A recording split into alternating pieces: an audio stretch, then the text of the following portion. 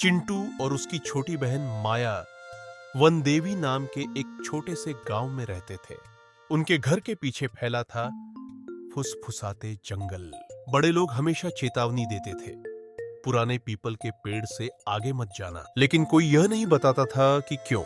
एक शाम जब चिंटू और माया जंगल के किनारे खेल रहे थे, ठंडी हवा चली और अचानक उन्होंने एक हल्की आवाज सुनी, मदद करो। चिंटू चौंक गया। क्या तुमने भी यह सुना? माया ने सिर हिलाया और चिंटू का हाथ कसकर पकड़ लिया। कोई मदद के लिए पुकार रहा है।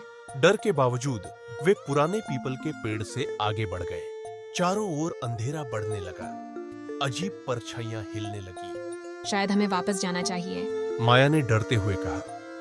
तभी उन्हें दूर एक हल्की रोशनी टिमटिमाती दिखाई दी। एक बड़े पत्थर के पास एक छोटा लोमड़ी का बच्चा फंसा हुआ था। उसका पंजा एक पुराने शिकारी के जाल में फंसा था और उसकी आंखों में डर था। यह जख्मी हो गया है। चिंटू ने कहा।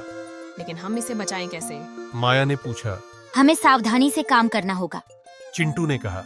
उसने धीरे धीरे जाल को खोला, जबकि माया ने लोमड़ी को प्यार से सहलाया।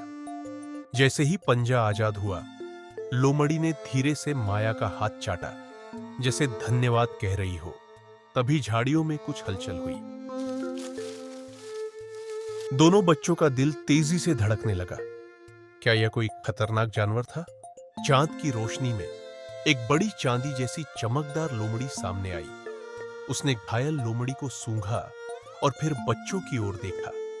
उसकी आंखों में गहरी समझदारी और कृतज्ञता झलक रही थी। फिर उसने अपनी पूंछ हिलाई और धीरे धीरे छोटे लोमड़ी के बच्चे को लेकर जंगल में गायब हो गई।